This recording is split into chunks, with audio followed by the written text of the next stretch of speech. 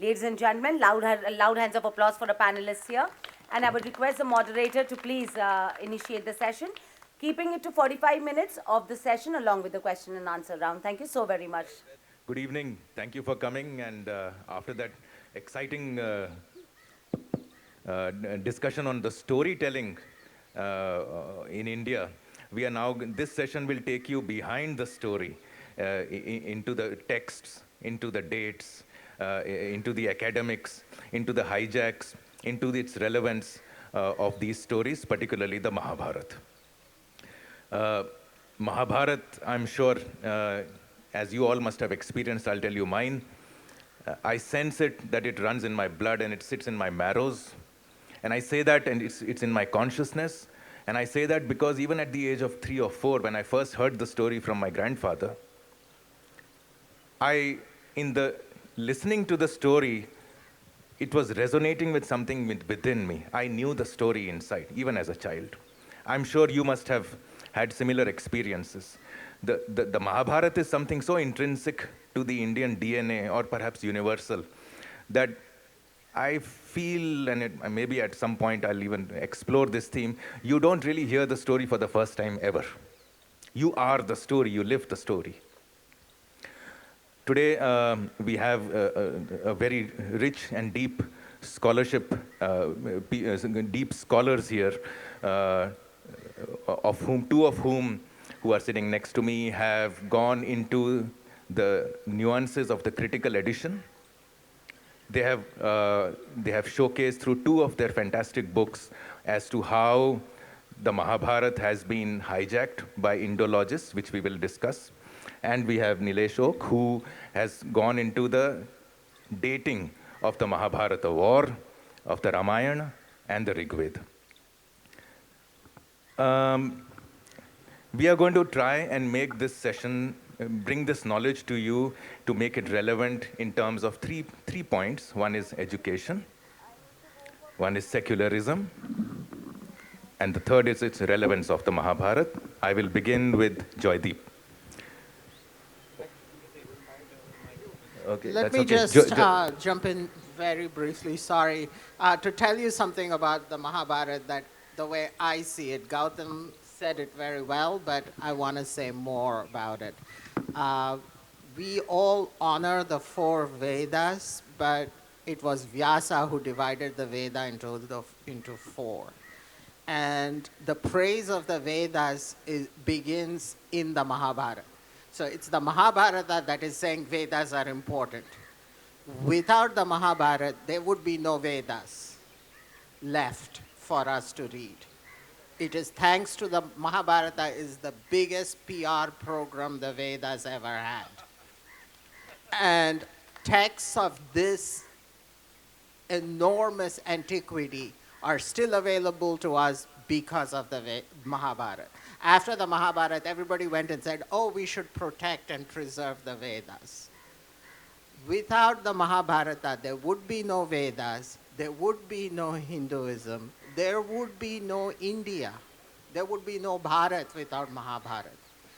So this is the richest text we have. It's not just in our DNA, if I may say so. It is who we are and who we hope to become. It is our destiny. So it's an important text, and I sort of wanted to bring that out emphatically and not get that lost in scholarship, our scholarly discussion. Thank you. Thanks, Vishwa. So, Joydeep, your research, the fact that you even got interested in a theme that is so far removed from the story, in which nobody is interested, and who cares that if German Indologists have taken the Mahabharata and twisted it this way or that way. For you to get into it, study rigorously, what is the motivation? I mean, there were several other things you could do. Why this? Is this okay? Wonderful. Thank you, Gautam. I'm very happy to be here and very happy to see a decent audience, because we know we're competing with Ravina Tandon. And if you've stayed, that means you value the Mahabharata over Ravina Tandon. And There's a phrase about the Mahabharata that it has the beauty of a woman, but it teaches in the manner of a friend. So um, you've appreciated this deeper beauty that the text has. To start with why the Mahabharata and why it matters that Western scholars attack the text, took over the text. The story really begins with a personal biography. Vishwa was studying the Mahabharata and he went to meet a professor of his in the classics or a friend of his in the classics in Marburg. And when he got there, he said, "Oh, you're reading the Mahabharata. I know the local Indologist here, and I'll introduce you." And they met. And then the Indologist said, "Oh, I like your work. You're doing very interesting things. And why don't you turn it into a dissertation under me, a PhD?" So Vishwa did that. And very soon, the differences in opinion began to manifest. The Indologist wanted him to sort of agree with all the German scholarship saying, there's no text. He wanted him to agree with him and say, oh, this text was just made up by some Brahmins, and it's incoherent, it just has pieces. And Vishwa was trying to say, look, this is a philosophical text. This has a very powerful, important message. This has a theology, an account of gods. And the minute he tried to argue for some kind of text, a lot of racist prejudices came out. Oh, that's Indian. You know, you Indians are all religious. You Indians don't know critical scholarship. You Indians don't know how to think. And so really, interestingly, there was a kind of, you all know the scene of Draupadi in the Sabha, right? This was almost like that. Vishwa was dragged in like Draupadi and was humiliated and embarrassed, and all these assembled experts on the Mahabharata had their go, and no one was adhering to basic principles of dharma, which is that when a student comes with ideas to you, you don't humiliate the student, especially one who already has a PhD, right? And Vishwa said, look, I don't need this. I have a PhD, I have a job, I'm a professor in New York. I don't need this. And a friend of ours said, Vishwa, you have to stay. You have to fight. Why? Because you have a job, you have money, you have a career, you have a PhD, and they're doing this to you. So you can afford to stay and fight. The next Indian student who comes from India on a scholarship or his parents are paying will not have these luxuries and will have to take this physical beating, this humiliation. So you have to fight on behalf of all the other Indian students who are coming to the West and are trying to speak for their traditions and are being put down. And that's how our engagement with the Mahabharata started. It started really with a kind of Vastraharan going on in public. And these are the academics who are supposed to know dharma, who are supposed to be educated, intelligent people with good values. And this is what they were doing. In fact, I'll come straight to you now, Vishnu, instead of going to him. In fact, there is a very sad story, and part of which has been, Vishwa discussed it in an interview, and I just think you need to know that story about your depression, how he was continually and continuously assaulted intellectually, be made to think that he is inferior, that Mahabharata is rubbish, and yet he somehow managed to survive. What was that? Yeah, I mean, racism is never easy to experience it. I had also gone to the New School for Social Research, where we were studying about the Holocaust and European history of the 20th century. So for me to see all that happening around was pretty depressing. And yes, I agree with everybody, but that's not where I am now. I want you all to see me as victorious and see me as nourished by the Mahabharata and having won my war. So that's important. I don't think that anybody could take names like, you know, Witzel today without laughing.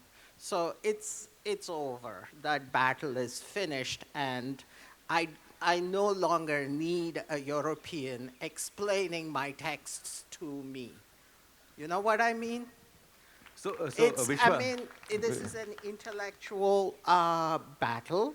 The arguments are there, and you know, anybody who wants to talk should use arguments and tarka, as we say. Otherwise, it's over. So give us a synopsis of your critique of the Indologists. Can you do that in 60 seconds? Yeah. Basically, they saw the importance of the Mahabharata. They saw that there is a religious tradition that predates Christianity. And that is number one. And number two, they needed, if they had accepted that Indian culture had its own riches, it would have not been they would not have been able to justify colonizing us, right? So for the entire period of colonization, they justified it by coming up with a theory of degeneracy, that the Mahabharata shows how Indian culture became degenerate. The culprits were the Brahmins. Originally, Indians were Aryans, or they were like Aryans, Aryan invasion theory. And then we became fit for colonization. So this was what was at stake in their interpretation of the Mahabharata. It was very politically motivated as well. Nilesh, I'll just come to you now. Your assessment that the Mahabharata is of a certain age, I don't want to, sort of reveal it right now. It's better that you do so. Is quite outrageous in the sense it's very unbelievable. So first, how do you age the Mahabharata? And second, what's your methodology? Yes, it is outrageous. And when I tell the date, usually I ask people to hang on to their chairs, unless they might fall off. It's outrageous to those who have not bothered to read Mahabharata. And it is also outrageous to those, and outrageous may not be the right word, because the field of astronomy, I wouldn't say it's complicated. In fact, I'm a self-taught astronomer. But for a common man, it may not be easily perceptible as to who is telling the truth. So when I started, for example, going back 1995, it started with accidentally with a one astronomy observation. And I thought naively that this is something so easy, I'll figure it out over the weekend. Then it took me 15 years, 1-5, to figure it out and solve that mystery. So once I did that, I started looking at, I said, I cannot be the first one who would have solved this mystery. There are many, many Mahabharata researchers. So tell them the date. Okay, so the date for the year of Mahabharat war, and you have to do the math there, is 5561 BCE, which is essentially, I'm saying, more than, or Mahabharat evidence is saying, more than 7,500 years ago. The typical thing that we hear, we have almost internalized it, is 5,000 years ago. That's a typical word we use. So what's the methodology? And the methodology is the science, the methodology of a science, the logic of scientific discovery. But I have learned a hard way that people may use the word science and they may not mean the same thing. Just a quick anecdote. I was at Oxford presenting a couple of papers. And one person, everyone knows Wendy from University of Chicago, her intellectual grandchild.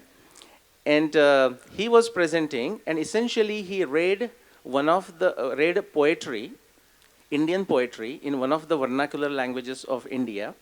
And the topic of the conference was developments in science and technology in pre-modern Asia.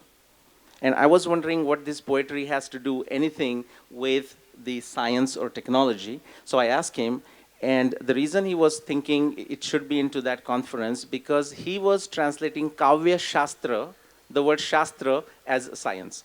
So quickly, to answer the question, it is the logic of scientific discovery. In an Indian mode, we can say, take for example, Nyaya Darshana, you mentioned the Tarka Shastra. So Pratyaksha, Anumana, Upamana, Shabda Pramanani.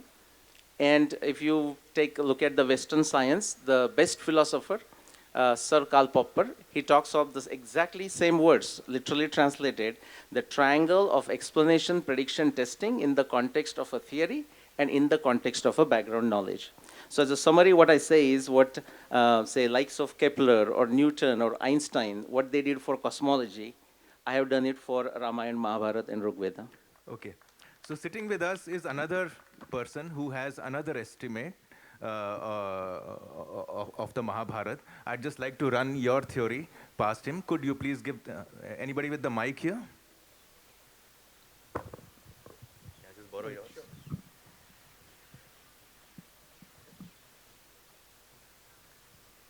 Can you give the mic to him, please? Yeah, this black.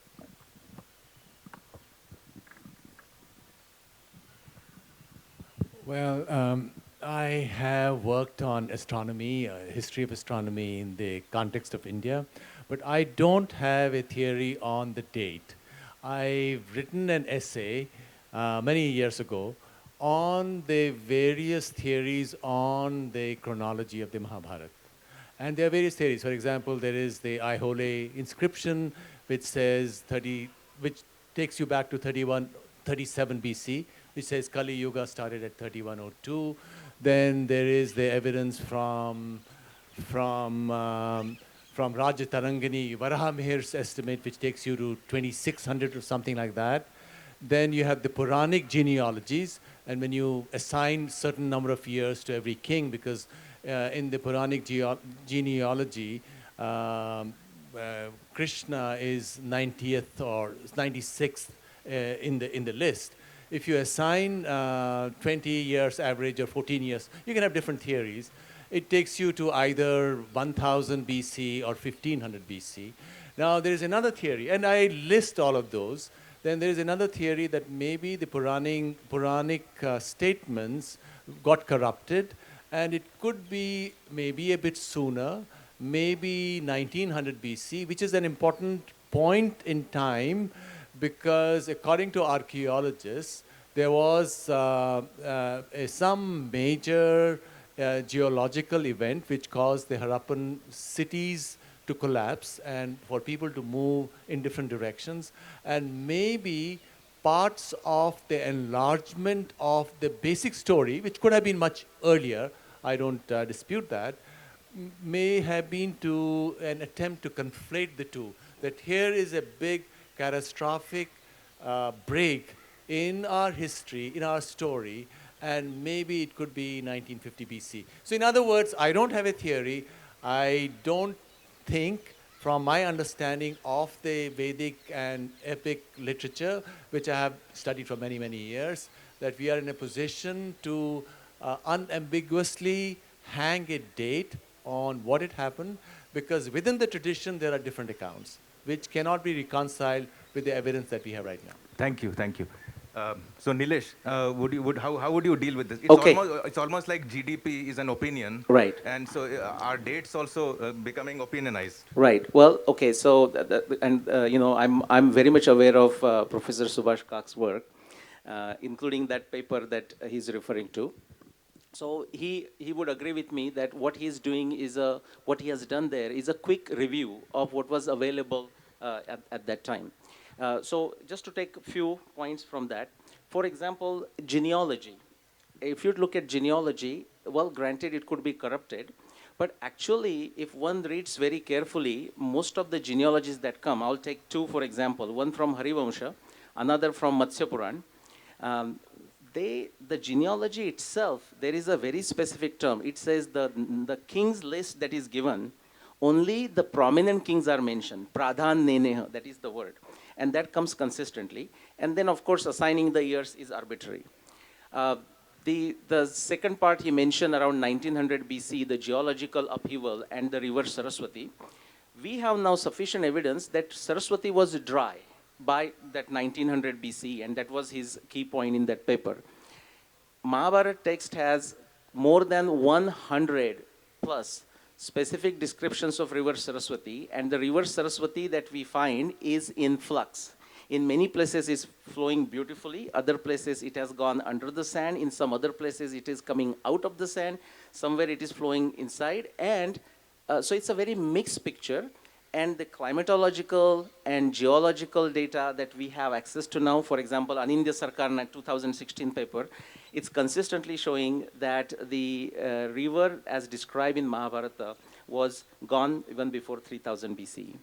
Thank you. Thank you very much.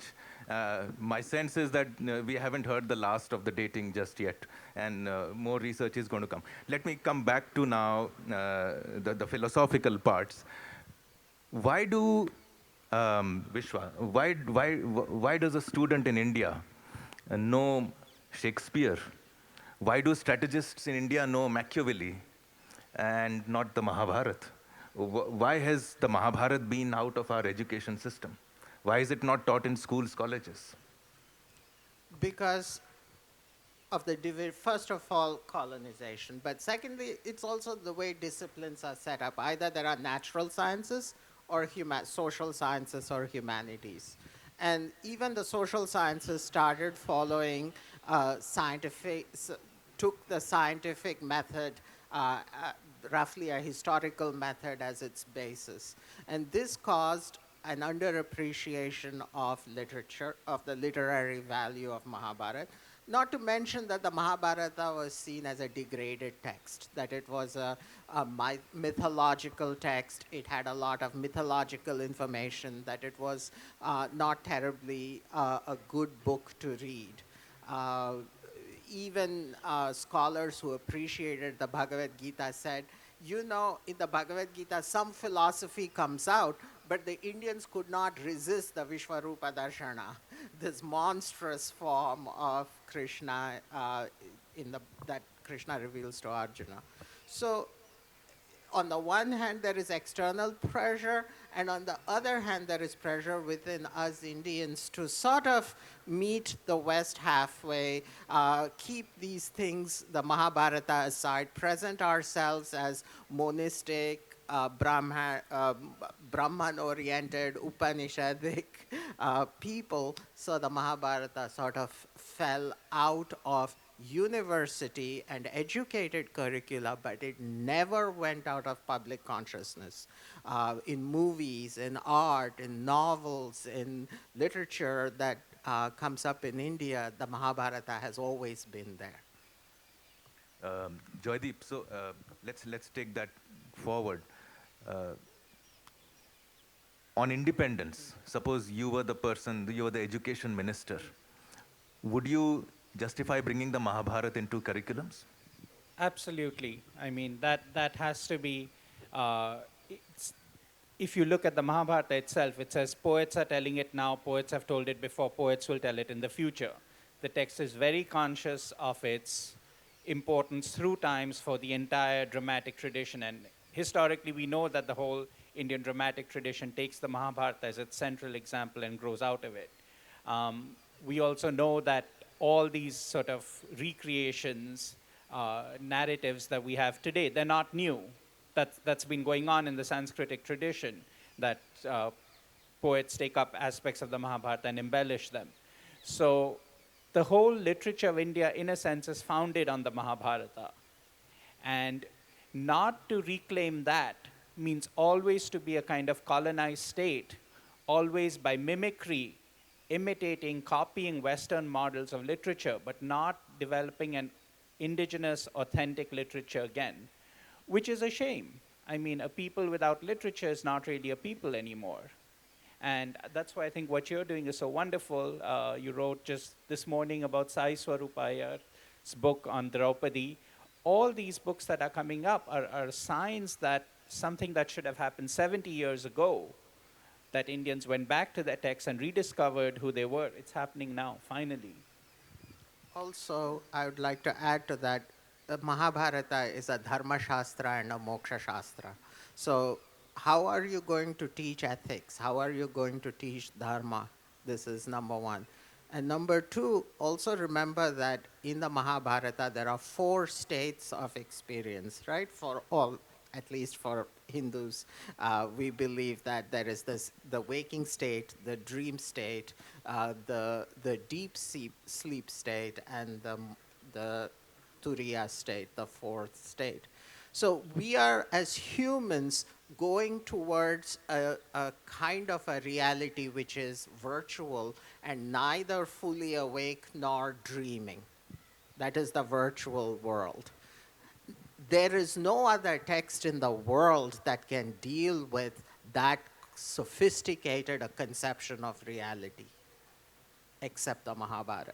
So it is very necessary, not just for Indians, but the whole world to pay close attention to Vyasa's project in the Mahabharata, where he represents the whole universe within a text. It's like a hologram.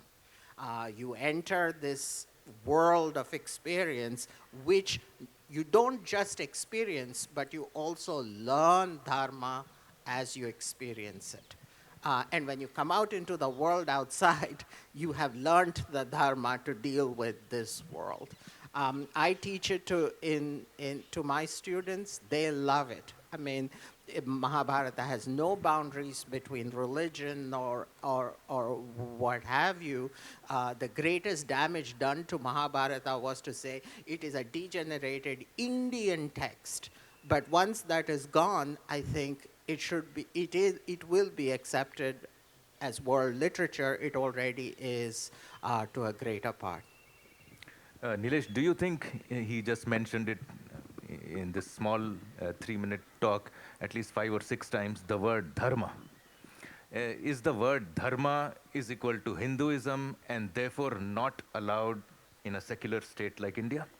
How do you deal with something which is actually not religious, which is actually not Hindu, but then it is spiritual, Sanatan Dharma, and yet not be a part of a secular state? Okay. So the word Hindu is used for a practical sense, in the sense of when you have to fill the form, not just within India, but anywhere, and what is your religion? And so if you write Sanatan Dharma or something, I mean, you're free to write, but the next question will be, now what is that? As opposed to the word Hindu would be understood. But other than that, we can use whatever word we are comfortable with. As a society, we might have to agree on So time it. is ticking, so I need to cut you here.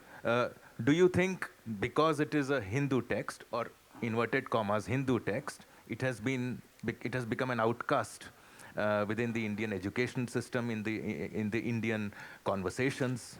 Well, the reason why the Indian texts, not limited to Mahabharata, they are not into our curriculums are well known. Like starting with 1970s and whole the communism or the leftist taking over the Indian education system. But the philosophy that is followed, you can use the word Hindu, Sanatan, that's fine. In fact, the word Sanatan, the Yaskacharya, the commentator on Rigveda, he defines Sanatana as Sanatano Nitya Nutana. That's something that refreshes itself for every age. So I'm not going to get stuck on the words. In fact, my next book that is in the works is the history of Hindu civilization. And when I sent my first draft to few, I started getting the comments. You should change the word Hindu to Indic or Bharatiya or Sanatan and so on. So that is something that we have to overcome. So Hinduism is a problem, Joyce? I think so Because just to confirm, sorry, doesn't seem to be the case in Europe, doesn't seem to be the case anywhere else in the world, doesn't seem to be the case in any Islamic nation. It's only a problem in India. I definitely agree that there's a problem with reclaiming Hindu identity. The minute you affirm any kind of Hindu aspects of Hindu culture, that's seen as a political stance, right?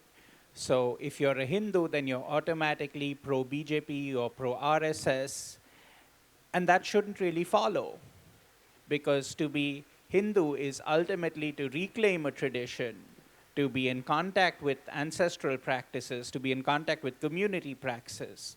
And somehow Hinduism has been associated with merely political aspects. It's merely oppression. It's merely putting down others. And, you can be a Hindu and be extremely secular. You can be extremely tolerant. When you look at Europe, it still affirms its Christian identity. Now, everyone would say Europe is secular and allows a level playing field for other religions. There's a separation of church and state. But it has never abandoned its Christian roots. It explicitly affirms that in every party program You look at Germany, it's the Christian Social Democrats, the Christian Democratic Union. You look at the party statements. They say, we stand for this party program because those are Christian values. I don't even need to mention the American examples. Somehow in India, and this I think is a legacy of colonization, if you say that these are good values, Hindu values are eternal values, they're good values, they're the values that have guided this country, that's immediately seen as backward. It's also seen as somehow you're standing for some kind of great evil. And the question has to be asked, where in history do you see this happening? We have about 15 minutes, so if there are any questions, please raise your hand. Do we have a mic? So, yeah, wonderful. Yeah. No, I'd like to add one thing. It is time for us to stop questioning ourselves, right? We don't have to have permission from anybody to be Hindu. To be Hindu means to accept ahimsa paramo dharma. We are non-violent. But as long as we are non-violent, if each one of us has the right to worship in whatever way we want, whichever God we want, and that openness, that inclusivism that Hinduism gives is important to reclaim, not just for Hindus, but look at the problems religions are causing around the world. Do you think just because Hindus stop being Hindus, the rest of the world will become secular? That ain't gonna happen. Right? So what are we left with? We are left with having to be the teachers of inclusivism and tolerance. And therefore, if not for our sakes, for the sake of the world, we have to learn how to be good and proud Hindus. Our humanity rests on that. Right? So. Yeah, my question is to Vishwa Adluri ji and Joydik Bakji ji. So actually, I'm very happy that there is a kind of a war going on between the Mahabharata studies of Indic side and the people like Michael Witzel and Pollock.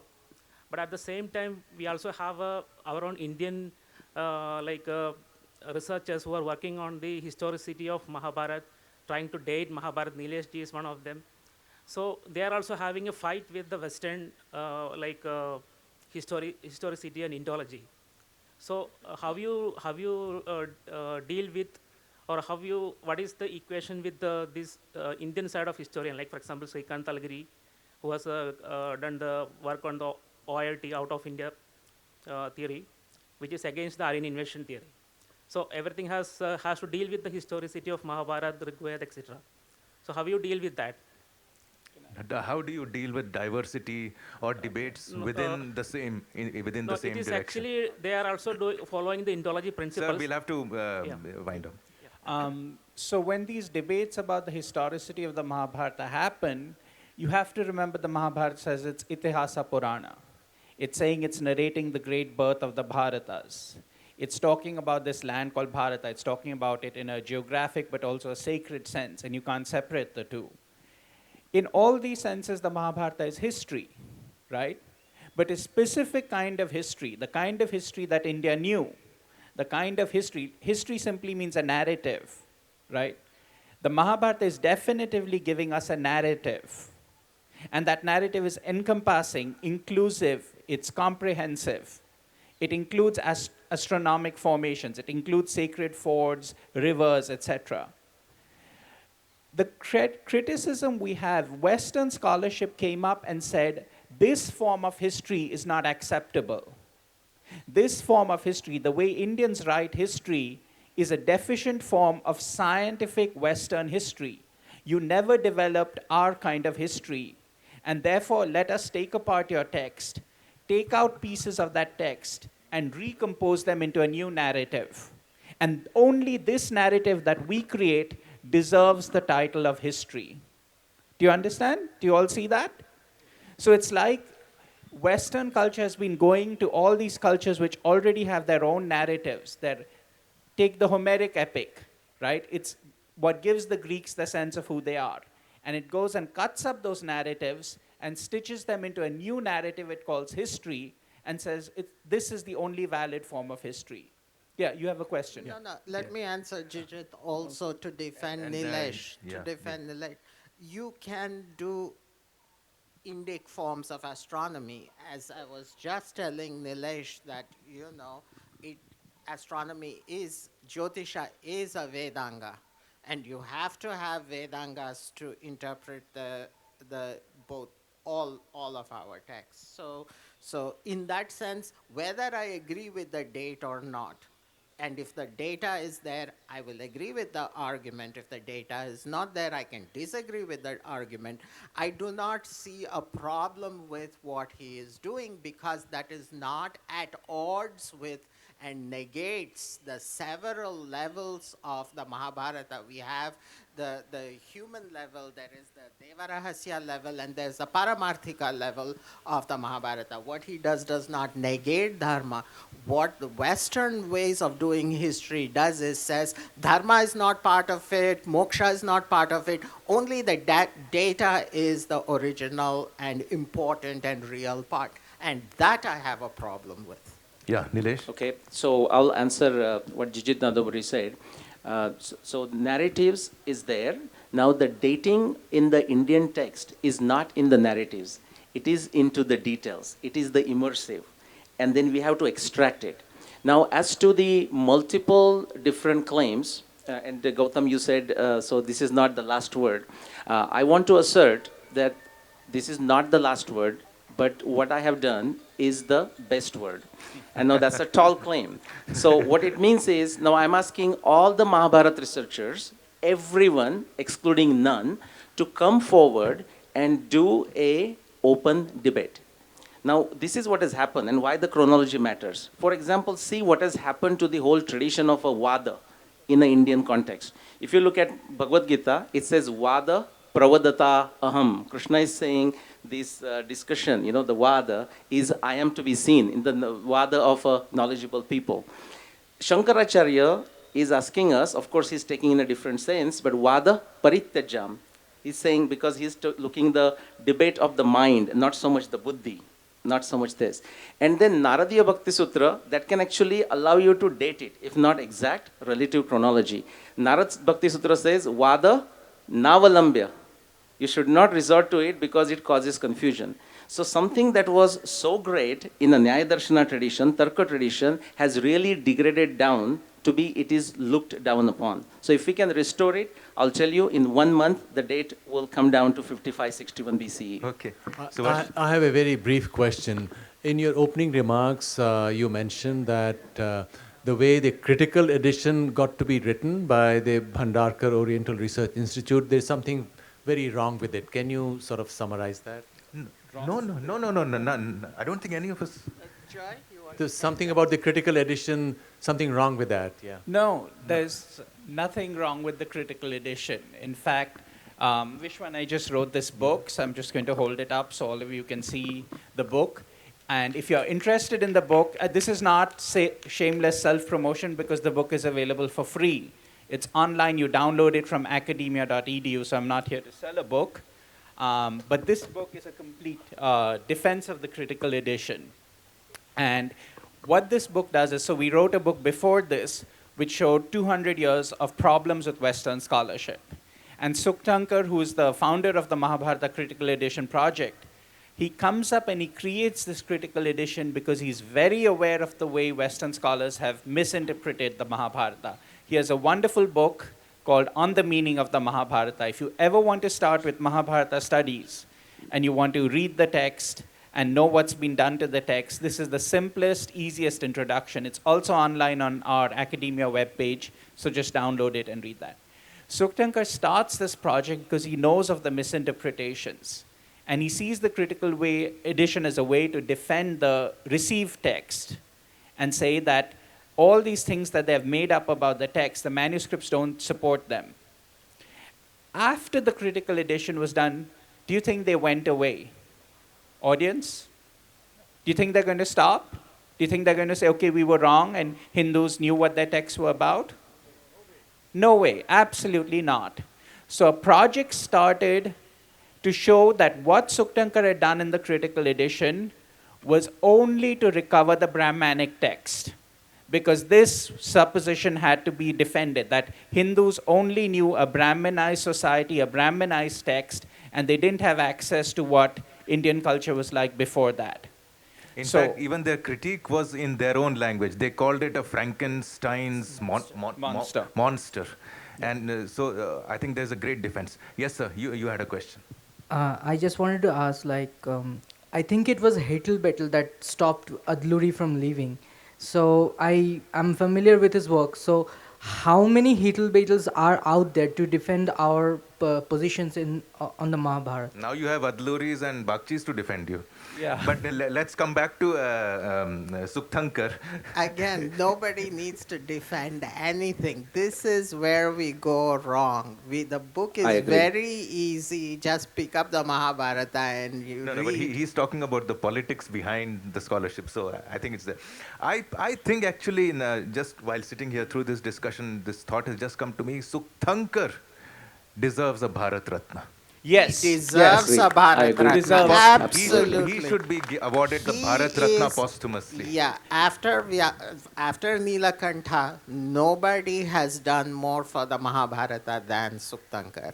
So if we think Nilakantha deserves a Bharat Ratna, then Sukthankar should be given too. Any Can I question? just add to that, Gautam? Yeah, Gautam. please. Okay. Can you, yeah, okay, just wait. Let me just add, the real constitution of India has always been and remains the Mahabharata. And constitution in that double sense of a political constitution, but also what constitutes the people and makes up their intellectual makeup. And in that sense, Sukthankar remains. When he does this critical edition, he doesn't just create one Mahabharata, he takes thousands of manuscripts, takes all their evidence, saves it in the form of 19 volumes that are still available in print and online. And those manuscripts have disappeared today. Many of them have been lost and damaged. So somehow with the vision of a seer, he saw what was coming. And he saw that he had to preserve this knowledge that was in the manuscripts. So really for me, he's the unrecognized author of India's constitution. And your work is possibly an intellectual biography in some ways Yes, of yes, Sukthankar. yes, Yes, sir. You had a question. Yeah, I may be opening a can of worms. Please but do. Then, without that, the cleansing doesn't happen. So, and Nilesh is a great proponent of taking all evidence into account. So, when we say ahimsa paramo dharma, is that the only definition of what India is all about? I would like to Professor Adluri to comment on this.